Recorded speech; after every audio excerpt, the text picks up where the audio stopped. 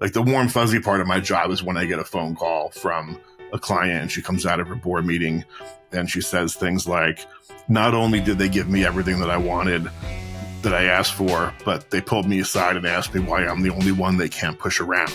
And It's like, yeah, like, that's because huge. It's massive. And then they act differently. Even the next time I see them on a Zoom, their shoulders are back.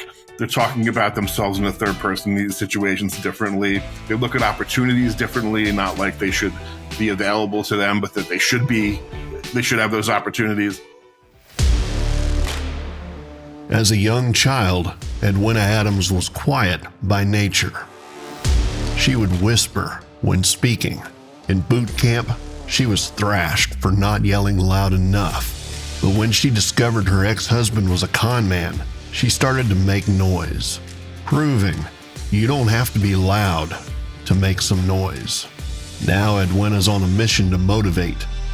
So kick back and tune in for candid conversations with those who have harnessed the power of their voices. Let's make some noise.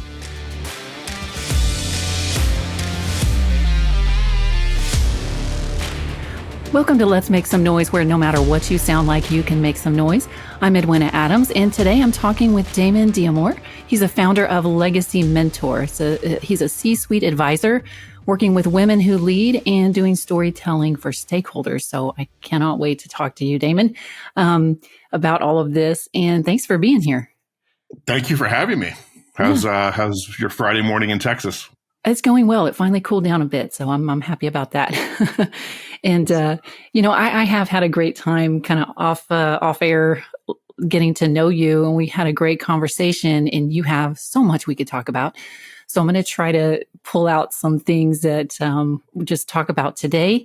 And you're the definition of somebody who has used their voice. That's for sure. And that's what we talk about on this podcast, is using your voice, and that can look like so many different things. And now you work with women, teaching them how to use their voice. So what led you to that demographic? It was kind of a natural progression when I started my coaching company back about almost 9 years ago, because the level of coaching I do directly with C-suite, usually Fortune 500, sometimes it extends to 1,000. But my programs are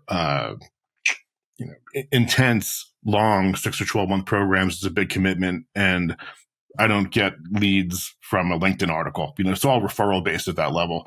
And some of my initial clients were women, CEOs and CMOs, and they talk to other women in their networks. They have, they're in their female YPO groups or in their female, book clubs or whatever it might be. So after a while, I finally developed a curriculum specific to women in leadership, and specifically around how to communicate to their male stakeholders in a way that gains them engagement and advocacy. And especially because there's an age gap, because a lot of the women I work with who are in the C-suite today, they might be in their 40s, early 50s, but a lot of their board members are much older. So what they think they're saying sometimes is being heard differently by their male stakeholders. Yeah. So basically how to communicate effectively to get what they want, not in some manipulative Machiavellian way, but there's conscious and unconscious biases that exist. Mm-hmm. And the best way to overcome those is through a solid storytelling technique backed by real data. So you tell a compelling story and it's backed by facts. Yeah, I definitely, as a woman, know that that's important, because I've worked in male-dominated fields most of my life. And, I was fortunate to have a father who had all daughters. He had all sisters. He highly respects women. And I know you have like all sisters and a mom that you respect. And so kind of that same thing that I grew up with, learning that it's okay to say what I need, or, just put it out there. But many women don't learn that early on. There's just a lot of different reasons why for that, but it really can hold them back. And what you're probably finding with your community that you coach is that it really is a hindrance if they don't know how to communicate effectively with men, because there is a very big difference. It gets frustrating because a lot of times they think that what they're saying is compelling or should lead to advocacy, but it doesn't, and they don't understand why. A friend of mine, Valerie Alexander, wrote a book called about unconscious bias and the biological and kind of historical foundation for that, why it's not just, overt, but how men hear different things sometimes when women say them. And the book was called How Women Can Succeed in Business Despite Having Female Brains. Right. And she herself experienced that. But what I see with my clients is that either they had really strong father figures who didn't treat them differently than the boys in the family. They were expected to do the same thing. Or they had a really strong mother figure who was also very independent and not afraid to use their voice. But I could tell you from having taught, MBAs on the West Coast for a long time when I was still living there, that a lot of the foreign students that came over from Asia, it was part of their culture where these girls weren't even ignored. They were discouraged from raising their hands in class because classroom Q&A time was reserved for the boys because they were going to be the business leaders and professors and whatever. And then they get to America for an MBA class. And after a few weeks, I said, why aren't you asking any questions? Well, where I come from, we let all the boys ask questions first. And if there's time left, and I was like, you're not in my class. That's so sad. Yeah. It's sad. And, it's a cultural thing. So the work that I do, it makes me happy. Like the warm, fuzzy part of my job is when I get a phone call from a client and she comes out of her board meeting and she says things like, not only did they give me everything that I wanted, that I asked for, but they pulled me aside and asked me why I'm the only one they can't push around. And It's like, yeah, like that's because, huge. It's massive. And then they act differently. Even the next time I see them on a Zoom, their shoulders are back. They're talking about themselves in the third person, these situations differently. They look at opportunities differently, not like they should be available to them, but that they should have those opportunities. So yeah, hope that answers your question. Yeah, it does. And you may find this too, that like I have found, even though if I'm confident, I feel like I can do that. Once I became a mother and I really, really put other people first for years, I feel like I lost a little bit of that. So I don't know if that makes sense, but I then just started not using my voice for myself anymore because in my mind, like I didn't matter right now. Like they mattered. I had to take care of them. It didn't matter where I was at in life. And so I feel like I'm just now coming out of that with my kids being around 10, 11 years of age. So I don't know if you've noticed that in any of your clients. I see it a lot. Actually, one of the testimonials on my website and on my women's page is from a CEO who said that all her life she was told to take care of everybody else, but herself second. And some of that comes from a good place, believe it or not. Like at least when I was growing up, parents would tell their little boys, Gen Xers, that you're going to go out and do these great things one day. You're going to build this and do that and conquer this and do whatever. But women were told from a young age, if, you're going to grow up, you're going to be, you're going to find your Prince Charming and he's going to marry you and give you a family. So from day one, you're told that you're not enough. You're not complete, right. That there's some missing piece for you to be whatever you can be.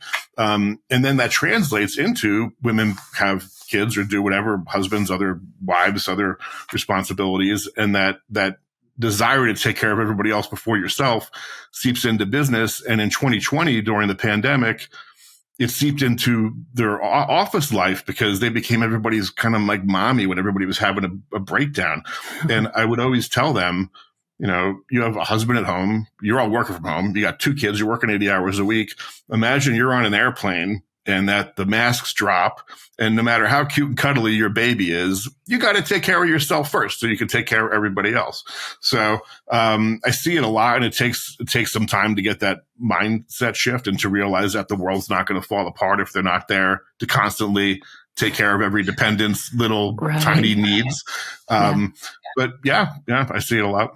Yeah, that's good that you're recognizing it and teaching them how to come out of that as well. And there's beauty in sacrifice. Don't get me wrong. Like motherhood is beautiful. It's a necessity. But yeah, coming out of that definitely is a process. So I know you've also done some other interesting things prior to you starting this business. There's a lot that you could probably talk about. I know there's some that I really think are cool. What would you like to talk about today?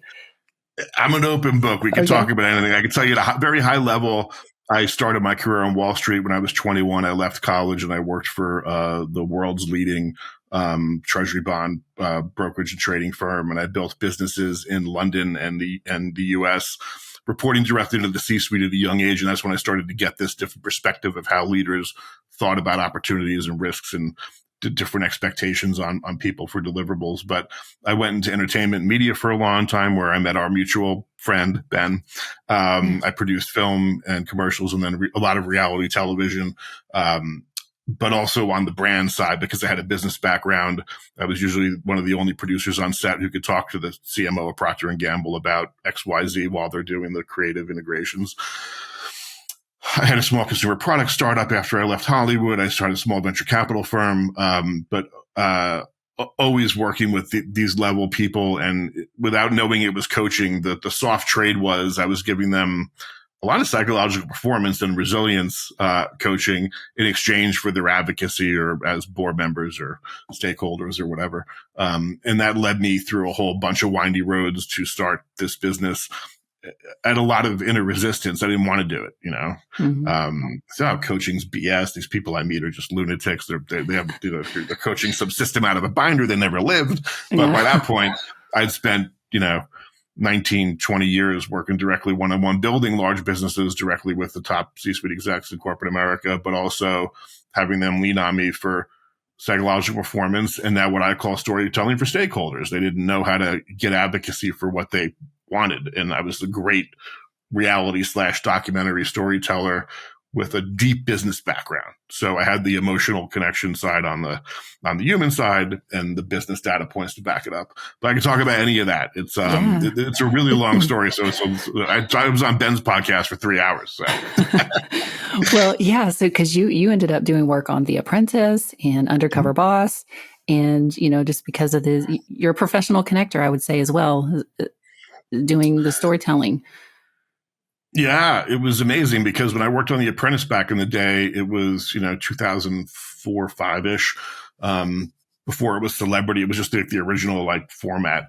And I got to work with Trump, which was amazing in a lot of ways.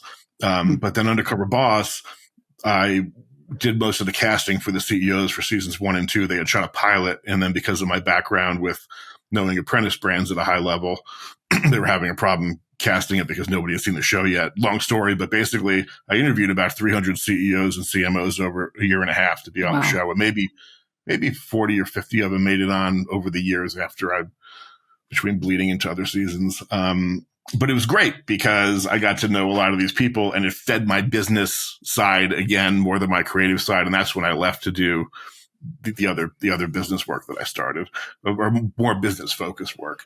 But yeah, Undercover Boss is amazing. So I'm still friends. I was talking yesterday to one of the Undercover Bosses, It's a lot of them are retired now, or if they still have their businesses, they're getting close to their liquidity event or exit strategy. Cause that was now 14 years ago. But yeah. Well, you did a good job of casting that show because that may have been the only seasons I've watched. I just haven't watched it in a long time, but, I know that I did watch the first couple seasons at least, and I was crying every freaking season. So thanks for that. But great storytelling. They were really good. I didn't shoot the actual show. I found them, but the story producers were amazing because it was their job to go through and maybe interview 100 employees to figure out these 4 also had an alcoholic, recovery background, or these 4 also had moms with kids, whatever it might be, to try to get them to have those emotional reactions. The story producers were amazing on that show, as were the EPs, my pals. But, it was a great experience. And it was interesting to see how regular people who live and work in corporate America, like you and I do, they would come up to me and say, wow, they're all such normal, real people. And the CEO, I said, what do you think? They're robots? Because they run some company. They all have lots of problems like everybody else does. They just, they have different. So it was great to see them humanized because the show started right after the recession hit in 08, 09. That's when I started doing the casting, the winter of 08. And America hated these people because they thought they were living in their mansions while they were firing everybody and losing their homes. So it was a great way to humanize and show that, government comes and goes, other things come and go, but corporate America is this bedrock foundation that really is the main problem solver for a lot of societal, cultural problems over time. Like people lean on the business community when they have to. Yeah, it is. But I also, in each episode you see that those CEOs were always thankful that they had stepped down out of their office and gotten on the ground level, and was very eye-opening.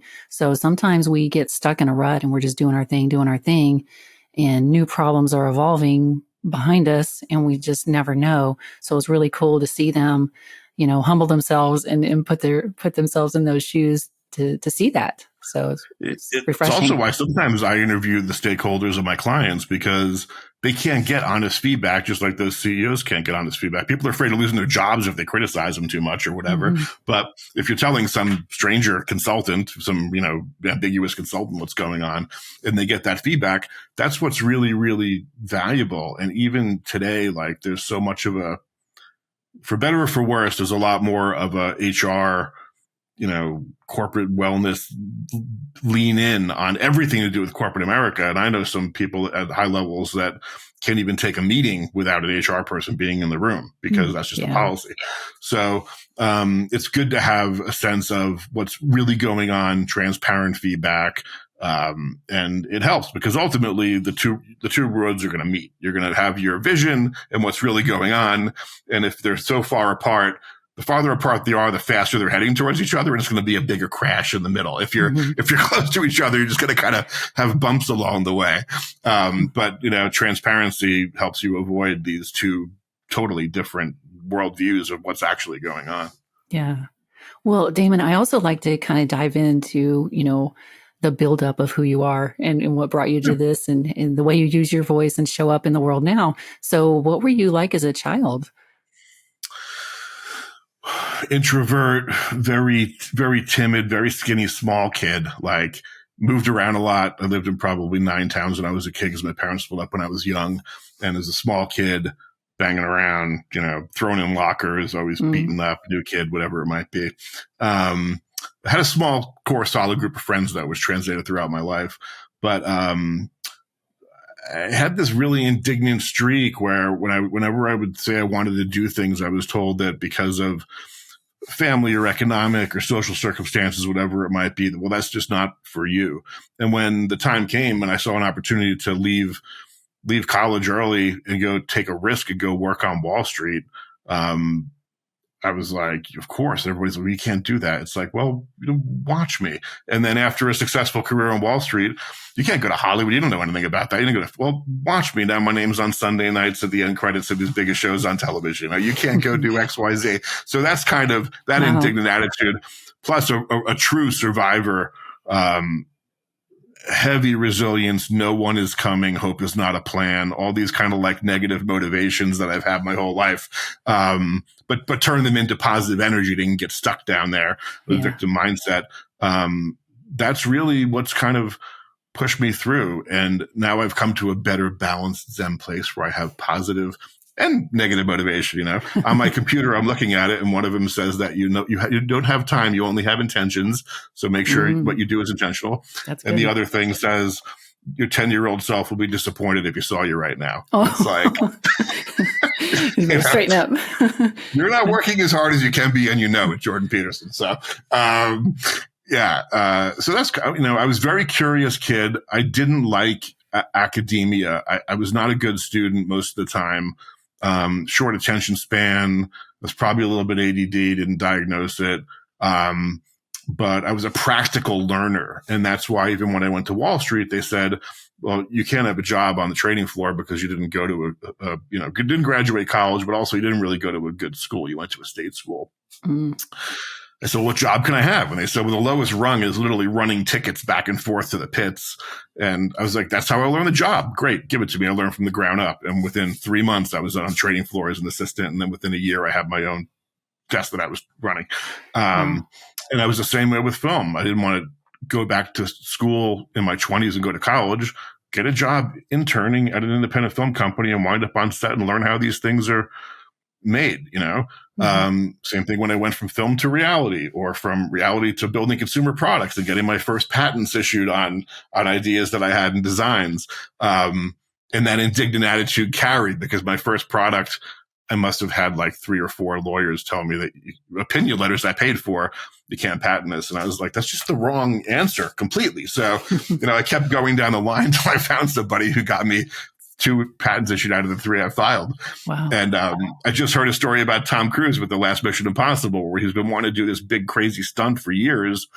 And every time that he got a new stunt coordinator that said he couldn't do it, he'd say, thank you, you're fired. Find me somebody that who's going to figure out how I can do this. So that's kind of what carried me through and even to this point, when I decided to really become a coach, and a good friend of mine, Robbie, who was the head of culture at Zappos, sat me down and said, you should do this. You're good at it. I know you think it's BS, but build your own curriculum, make it proprietary, build it in the way that you're proud to sell it to the network of people that you have respect for. Even then people said, well, you're not going to get jobs if you're not certified by X, Y, or Z. And it's like, I have, at that point, 20 years experience and really a practical curriculum in my head that wasn't turned into a curriculum. And I still reject that. It's like, I encourage people to go out and get all kinds of, academic or whatever certifications. Great. What I do is different. It's unique. I only work with 3 or 4 clients a year at that level. And I encourage them to have multiple coaches to do other things. But if you want my perspective, it's only in my head. There's not going to be a group of trained mini-me Damon coaches running around to scale my business. Like that's, I'm way past that. This is not, no, I love what I do, and I'm constantly learning. A third of my time is spent on continuing education, learning more about my craft, research. A third of my time is spent coaching, and a third of my time is spent creating content to share that knowledge, not to sell it, but to share it. And right now, most of that time is being taken up by trying to write a book. It's a brutal process. Oh, yeah, I hear you. I just started doing that as well. It's a lot. Congrats. I'm working with a great editor. If you need somebody, I can refer you to her offline. Okay. Yeah. I'll get some information from you for sure. I'm a ways away though, for sure. So man, you've done a lot. And I knew that, but that's even more than I knew. I like your quote about, what was that about? Something about time and intention. You don't have time. You have never intentions. have time, only intentions. And it's, I think that was Shane Parrish or Brad Stulberg, one of the two. But I'm a big quote guy. But yeah, it's like you need to be intentional. And look, every day, I even tell them the people I work with at a very high level. I was in one of their offices last week in Silicon Valley, and they're kind of masters of their own universe, but they have fires to put out and things encumber around their time. And like, you can't spend all your time doing whatever you think your legacy work is, but you need to be intentional about carving time out so that you're always making some progress toward, I don't care if it's 5 minutes a day in your worst, putting out fire mode, but you need to look at yourself in the mirror every night and say, before you go to bed, yeah, I did like everything I could today to push like my legacy, my intentions, my big ideas forward. Be intentional. That means, like this morning, it's getting cold here in Utah. I didn't want to get up and go for a walk on the trail. I'd rather bundle up and go to the gym and get, on a treadmill. But I know I've only got a couple more weeks left of trail walking before it's like 15 degrees. So I was intentional about it, because I thought about what's the consequence of me not doing that. By 4:00, between doing a podcast interview and client stuff, I'm going to feel worse than if I had gotten an hour of fresh air and started my day with sunlight and enjoying the beauty of why I moved here and getting my head straight for this interview, whatever it might be. Yeah. So yes, be intentional. And that makes me think about, like, in my life, I'm trying to transition out of something to be more intentional in something else that is what my focus is right now. And so sometimes you have to decide, like, what do you let go of so you can be more intentional with the right thing? And that can be hard. So when I did the independent film, I worked on a movie called Croupier with Clive Owen. And one of my favorite lines that I apply to business is literally from the movie. And he says, he's a gambler. And he says, hold on tightly, but when it's time, let go lightly. Mm-hmm. I like that. And people always ask me, well, when do you know? When did you know to go from, finance to Hollywood to whatever? And look, sometimes I made mistakes, there's failures and regrets, whatever it might be, but you need to figure out what your internal clock is for when you need to let go, when you're holding on for the right reasons because things are not finished, or there's still some shred of opportunity left that you need to be able to cancel out, or if it's ego or whatever else. I mean, at one point in 2015, I was trying to save my business. I sold my car, emptied my 401k, sold my life insurance policy. And I still couldn't save it. It was a lesson in, I was controlling just about everything I could control, but there was so much out of my control that I wasn't willing to acknowledge because I'm a Taurus and I'm Italian and I can do whatever I want. I'm a Gen Xer, right? Bang, bang, bang, bang. But it was a lesson that within a 5-week period, the business went under, laid everybody off, basically went bankrupt. My marriage ended, like all happened within a month and a week. And all the things I was holding on to try to, for whatever reason, either save or keep, just had to learn to let go. And it was this great exercise. And the things that I did retain were the most important things to focus on, work on, spend my energy. So for months after that, when I was trying to figure out what am I going to do next in my life, career, personal, XYZ, I had calendar notifications like 4 times a day because I'm a big calendar guy. And at like 10 a.m., noon, 2 p.m., 4 p.m., it would just pop up and it would say, right now are you working on the most important thing you possibly can be? And usually it wasn't. It was BS. And then you refocus. But until you train yourself to do what's intentional and focus on what's right and hold on to what's right, you need constant reminders. And if you don't have a husband or a spouse or a partner or a co-founder or a shrink or, some accountability partner, you have to learn to do it yourself. Yeah. So, Well, reminders is a great idea. That's smart. I just made a post about it the other day. Like, what's the difference in quitting and letting go? Because I'm not a quitter. So sometimes you can be confused and like, well, if I let go, is that me quitting? But there really is a difference, Right. And I was talking about how quitting is just where there is still stuff to be done. And you're just like, I don't feel like it. I'm tired or I just don't want to, out of laziness or something like that. But letting go is just when you have gone to the end of the road and there's no rope left, and maybe you've asked for help, but that help isn't there and there's just no rope left. So it might just be time to let go.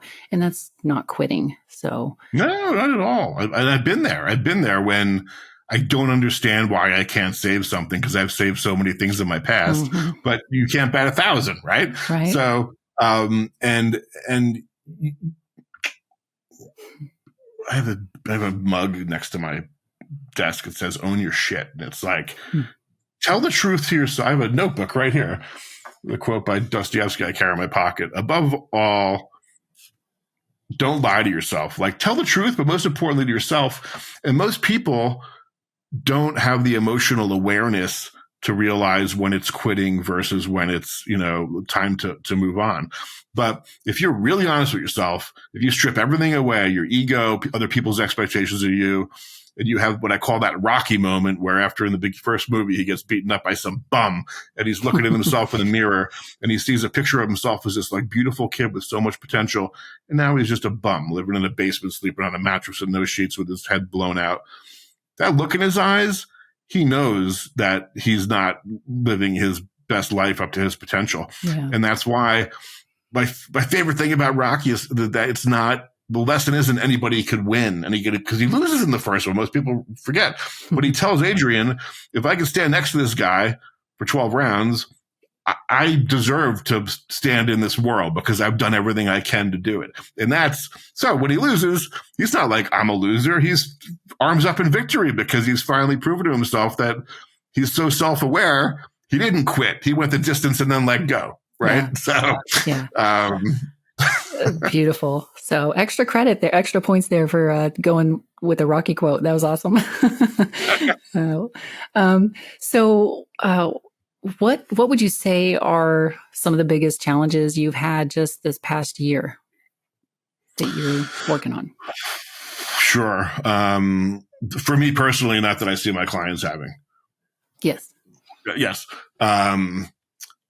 getting back in front of people in real life, because everybody's so used to this Zoom life. And prior to COVID, I probably twice a month, like, maybe 15, 20 times a year, I was on the road giving speeches, keynotes, and workshops. And I loved it because also, like I said, at my level, there's no lead funnel that somebody's going to read a LinkedIn article and commit a year and all this money to work with me. So you got to get in front of people. And it's almost impossible on Zoom. People are doing 3 different things. I've given speeches and workshops, even paid gigs, but nowhere near as what it used to be for conferences. So, even last week, getting to my biggest client's office in Silicon Valley, it's like months of work to create something that's so big and important that it needs to be done in person. You need to dedicate a full day to me. We can't do this on Zoom. Like, that's been a big challenge, coming up with not justifications, but really kind of adjusting the curriculum to have big in-person moments that they feel the wins and see that for. That's been one. The second has kind of been at the whim of this business cycle. There's constant ups and downs in the business cycle, but it feels like for the last year, it's kind of been like being held back at the corporate level. And initially last summer, not 23, but 22, massive layoffs, right? You see 10, 15, 20,000 layoffs a week at these big companies being announced. It's still happening, and most people don't realize it because it's not hitting the news. But when you touch base with people in your funnel and they say, "Oh, we just laid off another 3,000 people," like, we're not taking on consultants of this size right now. So that's been a challenge. And you have people that tell you to water down your services and go down a couple rungs on the client demographic. I don't believe in that. I just figure out how to create more value for my client demographic until it becomes, they can't say no. Their board has to justify the time and the money. But it has given me an opportunity, the positive side, especially being in a new city. In California, I did a lot of pro bono work with female entrepreneur groups, student groups, kids in high school want to live entrepreneurial lives, getting to know the nonprofit and female founder and women-backed venture space here in Utah. I found a few wonderful female founders to mentor pro bono and kind of like figure out how to extend my network to people that are below that rung of what I traditionally work with. So that's, but yeah, the biggest challenges have been getting out of this Zoom life and back in front of people, because even going to conferences now, I've tried a couple of them, and people are so hungry for the social interaction that it's just, there's no attention span. You can't have a quality conversation with somebody, or usually you can't. So those have been my 2 biggest challenges, that and writing this book, frankly. People tell me I'm a decent writer when I write and publish stuff. I published an excerpt from the book on LinkedIn just to kind of get a teaser out. Like 2,000 people in my network liked it and read it within a week or whatever. It was great. But I'm not a natural writer. So that's been a struggle for me, learning how to sit down and be productive every day and be okay with the fact that Thursday was 1,800 words. Today is 50. It doesn't matter. You're still making your baby, everything I preach, do as I say, not as I do. The cobbler kids have no shoes kind of thing. But those have been my biggest challenges. I've been really fortunate in that once, my client demographic is such that once they're in for the 6 months or usually for a year at that level. So there's an emotional commitment on top of the other 2 commitments. And I get to do really, really deep work with my clients, and they get to be totally transparent with me as a non-stakeholder. Like, of course they pay me, but it's not their money, it's their time. But I can be completely honest with them, and they can be vulnerable with me, because I'm not going to report them to their board or HR. I mean, if they're doing something, illegal, I have to, but, I get to be a non-stakeholder, almost like a therapist that can sit there and they can be totally open about, and then figure out what's really that they should focus on. Because most of the time when you talk about what's bothering you, 95% of it sounds absurd once you actually say it and you realize it's not a real issue. Yeah. So that's been a real benefit. So, difficult business environment at that level of corporate consulting right now, but also very engaged and committed clients once you get them in there. Yeah. Okay. Well, I wish you the best with all that. I'm sure you are incredible to work with your background and your drive to honestly help people. Lastly, what legacy do you aspire to leave through your voice? Through my voice, I like my essential intent from like a Greg McKeown essentialism sense, which is also in essential your legacy. I seek to empower leaders, those who can have a force multiplier impact, empower those people to self-actualize and make the biggest measurable impact on their stakeholders. So whether it's my clients' employees, their families, their customers, society in whole, if they're deeply CSR based, I want, because I work with so few clients and it's so intense, when I look back or somebody looks back and says, wow, like, he only worked with 20 people over the last 5-7 years of his life. But look at the legacy those people left in their industries and their communities, XYZ. And I really honestly believe that dialing in your psychological performance so that you can perform with the highest level under stress, and also learning to tell a compelling story to your stakeholders that is so undeniable. Even if they don't like you, they have to advocate for you, which I see a lot. Some of my boards don't want to do what my clients want, but they realize they have to. It makes sense. I want that to be my legacy. That I empowered people that had the power to make massive impact just by the sheer size and numbers of their customer base, communities, companies, budgets, whatever it might be. And there's nothing wrong with helping somebody one-on-one. I do that in my pro bono work. I was a big brother twice. Like, I love if you can impact one person's life, amazing. But I'm not spending my time building and learning and sharing this to have a one-to-one impact with a CEO who might have 80, 90, 100,000 employees. You average 1.5 people per U.S. family or whatever. They got 250,000 people who are really going to be affected by decisions they make at a high level. Yeah. And you add first degree vendors. They could have 500,000 stakeholders that are really, their lives are going to depend on the swings in the economy and their business cycle, right? So I had one client who was very proud. They were the only one in their sector not to furlough or lay off anyone in 2020.